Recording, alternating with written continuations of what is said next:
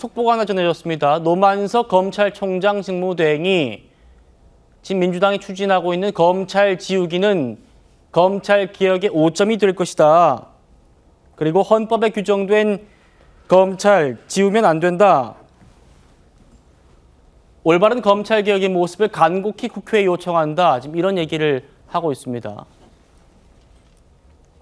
성신 부장님. 예. 위헌성 없는 검찰 개혁 이루어지기 이런 말까지 했습니다. 법사위에서 이제 국정감사를 하게 되면 아직은 존속하고 있는 검찰청에 대해서도 국정감사를 하게 될 겁니다.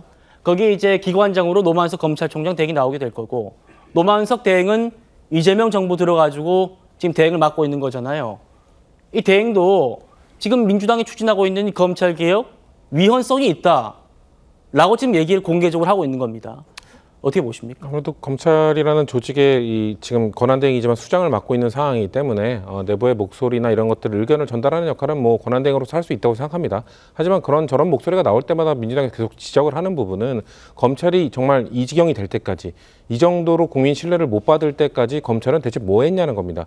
검찰이 스스로의 신뢰를 실추시키는, 스스로 뭔가 국민들로부터 멀어져가는 행태들을 했기 때문에, 그렇기 때문에 이 수사와 기소를 분리하겠다는 검찰 개혁 법안을 민주당에서 추진하게 된 것이고, 이제 와서 갑자기 이런 식으로 저항을 한다는 것이 국민들이 납득하기는 어려울 것이다라는 말씀을 드리고 싶고요. 예. 저는 권한대행뿐만 아니라 검찰 조직 전체가 정말 이 검찰 개혁 안에 대해서 수사와 기소 분리에 대해서 지금 민주당은 이거 추진하는 건 검찰들이 아마 막을 수 없을 겁니다. 국민들의 지지를 저는 어느 정도 받고 있는 개혁이라고 생각하기 때문에, 그렇다면은 이 분리하는 안 속에서 본인들이 생각할 때 우려되는 지점, 그러면 그 분리하는 과정 속에서 어떻게 최대한 그 우려되는 지점들을 막을 것인지, 그렇기 때문에 사실 대통령께서도 이거를 TF를 국무총리 산하에 둬서 디테일한 부분들을 의견을 많이 수렴하라고 하셨거든요. 그렇기 때문에 그 국무총리 산하 TF에 검찰이 많은 의견들을 전달하면 됩니다. 본인들이 생각할 때, 예를 들면 전 개인적으로 검찰개혁 이 수사와 기소를 분리했을 때 이 보안 수사 부분이 가장 보완이 많이 돼야 되는 부분이라 생각하고 있거든요. 예. 그런 부분에 대한 의견들을 충분히 주고, 그래서 검찰개혁이 어떻게 되는지에 대해서 본인들이 어떤 기여를 하는지를 지금 고민해야지, 지금 이 정도 단계까지 왔고 TF로 넘어가는 단계인데 이제 와가지고 이건 위헌적이다, 그러면서 분리하면 안 된다, 검찰 지우기 하면 안 된다, 이렇게 말하는 건 전 공허하게 들린다는 말씀 드리고 싶습니다. 알겠습니다. 서재원 의원님. 지금 국회 법사위에 국민의힘 간사 없잖아요. 네. 근데 국정감사 계획안 통과됐고, 앞서 보셨습니다만 사법부, 법원행정처장도 국회의장 만나서 사법부 독립을 얘기하고 있고, 지금 이재명 정부에서 임명된 검찰총장 직무대행도 위헌성이 있다, 검찰개혁, 이렇게 얘기하고 있는 상황. 어떻게 보셨습니까?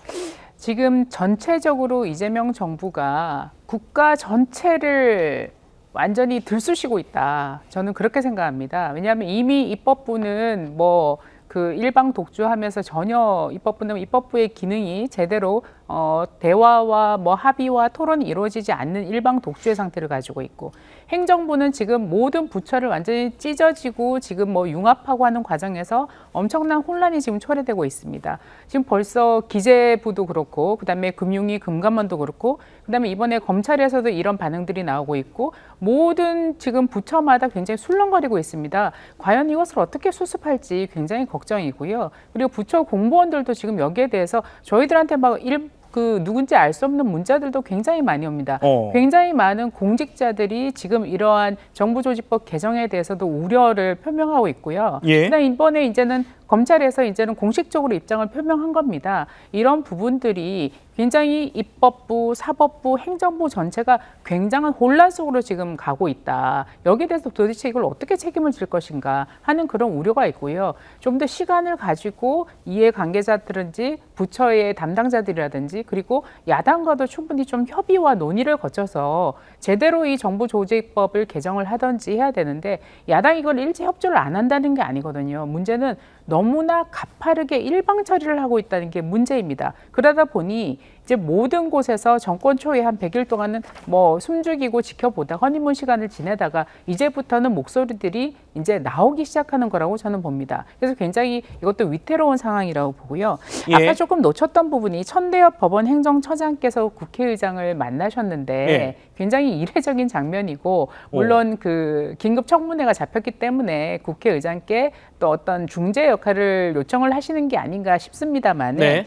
오늘 중앙일보 단독 보도에서 윤석열 전 대통령의 재판 중계를 지원하겠다라는 얘기를 행정처장이 했다고 합니다. 아마 이게 그 단독 보도로 지금 나왔는데요. 제가 이것이 진위를 좀 따져봐야 되겠지만 법원 행정처장이 이런 얘기를 왜 국회의장에게 얘기를 했을까? 저는 이것도 굉장히 적절하지 않다고 봅니다. 그리고 재판 중계는 그 법관이 판단할 재판관이 판단할 일이지 행정처장이 판단할 일이 아닙니다. 네. 그런데 왜 국회의장을 만나서 이런 말씀을 하셨는지 저는 조금 납득이 되지 않고요. 만약에 했다 하더라도 어떤 취지에서 했는지 잘 알려지지도 않는데다가 누가 이것을 공개를 했는지도 좀 의심스럽습니다. 과연 법원 행정처에서 공개를 한 것인지 예. 아니면 국회의장이 일부러 이것을 공개를 한 것인지 그래서 이 기사의 진위 여부가 굉장히 알 수가 없다. 알겠습니다. 그리고 이건 굉장히 의혹이 있다라는 말씀을 드리고요. 그리고 예. 우원식 국회의장께서도 지금까지 우리가 국회 운영을 봤는데요. 이렇게 국회의장의 모습을 보여주는 게 아니라 알겠습니다. 민주당 당대표 같은 민주당 대변인 같은 모습을 보여주시면 안 되죠. 예. 예. 알겠습니다. 너무 많은 말씀하시면 또 반박할 게 또 많기 때문에요. 그 기사 저도 봤는데 중앙일보 기사.